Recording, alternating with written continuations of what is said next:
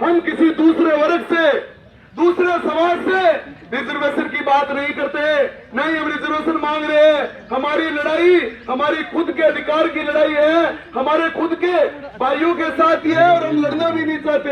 हम चाहते हमारे एक्स सर्विसमैन फौजी भाई हैं, उनको पूरा 12.5% रिजर्वेशन मिले, लेकिन उसका मतलब ये नहीं कि आप 12.5% की इस तरीके से परिभाषित करें कि आप जो मूल जो वर्तमान में ओबीसी वर्ग जो है पूर्ण रूप से नए अभ्यर्थी वो एक भी चयनित नहीं हो। ये फाल्ट को हम सुधारना चाहते हैं श्रीमान जी।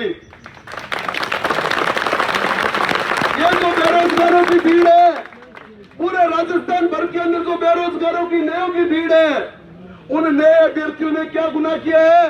भारत के संविधान ने रिजर्वेशन का जो राइट दिया है, उस राइट को हर एक व्यक्ति का समानता से आगे बढ़ने के अधिकार के रूप में संरक्षित करने के लिए दिया था।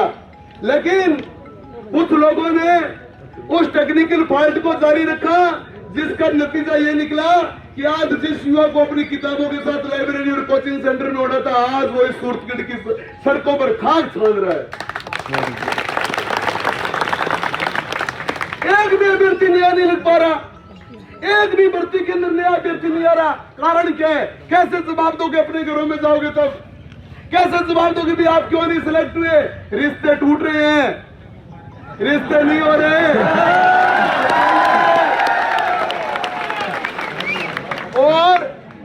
और कहता ये 5 साल तक इस आदमी ने हमारा पूरा 5 साल हो गया कि सूरतगढ़ बैठा है, कोई जयपुर बैठा है, कोई जोधपुर बैठा है, कोई कोटा बैठा है। अरे लगे कहां? लगे कैसे? इतना टेक्निकल फॉल्ट, एक फॉल्ट को नहीं निकाल सकती गवर्नमेंट। हम चाहते हैं उन साथियों को 12.5% जो है उनको मिले, एक सर्विसमैन फौजी भाइयों को। हम उसके खिलाफ नहीं है, हम कहते हैं हमारा अधिकार तो दो।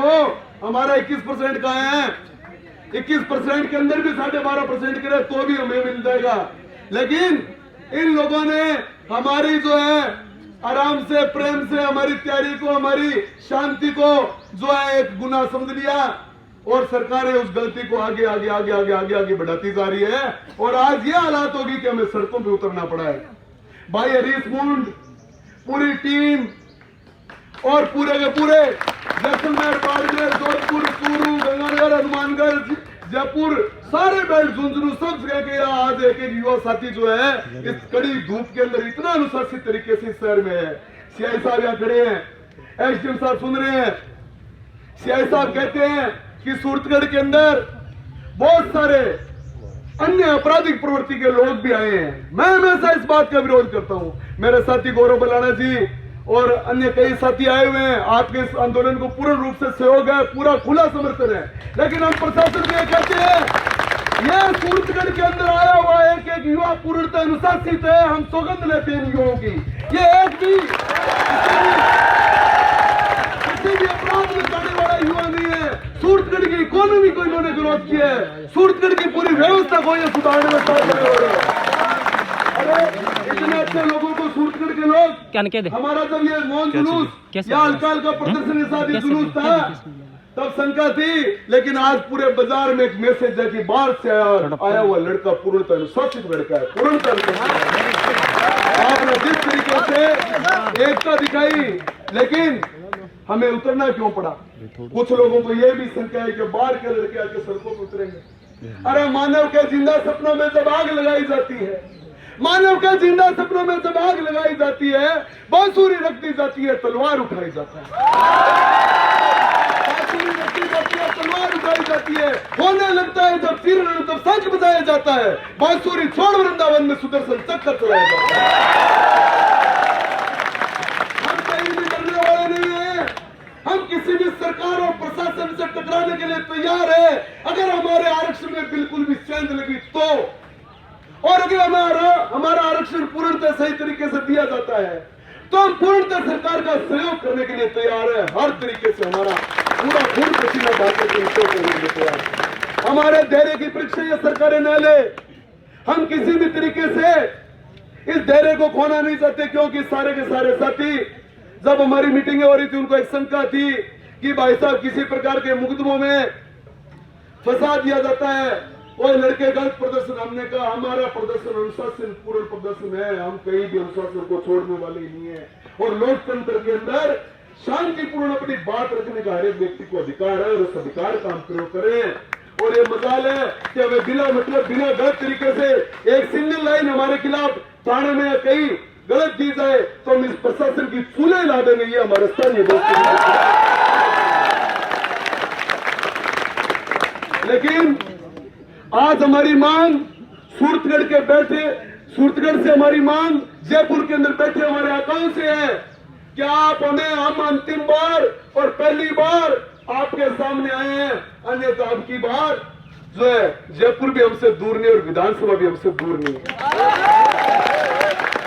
आज पूरे सूरतगढ़ सहित पूरे राजस्थान के विभिन्न जिलों में यह प्रदर्शन आयोजित किया गया है। सूरतगढ़ में आप सभी इतने साथी एक छोटे से आह्वान में बिना किसी कोई अन्य संसाधनों के उपयोग किए पैदल अपने जो अपने अपने श्रम से यहाँ आए हैं, इतने अनुशासित तरीके से बैठे हैं, मैं आपका पुरजोर धन्यवाद साधुवाद देता हूँ कि आपने हमारी इस मांग को, हमारे पूरे अनुशासित रवैये को सूरतगढ़ के अंदर सब लोगों को दिखाया। हम साथ चले तो आंधिया तूफान खुद ही चल पड़ेंगे, सागरों की बात क्या इंद्री तरीके डह पड़ेंगे।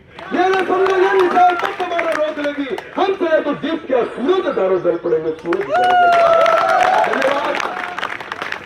हमने सभी पत्रकार बंधुओं के माध्यम से हम लगातार हमारी मांग जो पॉजिटिव है, बिल्कुल इफेक्टिव है, बिल्कुल जरूरी है, उसके बारे में सटीक से प्रशासन को भी बता दिया है। पत्रकार बंधुओं के माध्यम से शहर के नागरिक, एक नागरिक तक ये बात चली गई है। और आज जो है पूरे सूरतगढ़ की शहर की जनता और हमारे कई अभ्यर्थी जिनको भेद था भी ये है क्या, ये लफड़ा क्या है, टेक्निकल बात क्या है, तो भैया ये वकीलों के समझ के आने की बात है। इसलिए मैं एक वकील होने के नाते भी आपको बता दिया, बिल्कुल ये फॉल्ट है, बिल्कुल पूर्णतः ये फॉल्टेड चीज है। अगर ये नहीं सुधरा तो आप भले ही कितनी किताबें पढ़ते रहो, कितने ही आप कुछ करते रहो, आपको नौकरी नहीं मिलने वाली, नहीं मिलने वाली। बस मोटा मोटी बात यह है कि आपको नौकरी अगर इस फॉल्ट को हटाते हैं तो आप जहाँ 20 लोग सिलेक्ट होते हैं वहाँ 100 लोग सिलेक्ट हो जाएंगे सीधे सीधे। आज 5 सिलेक्ट होते हैं तो वहाँ 500 सिलेक्ट हो जाएंगे। ये है तो हम सारे लोग इस अधिकार के लिए, इस राइट के लिए हर तरीके से पुरजोर तरीके से आंदोलन करते रहेंगे।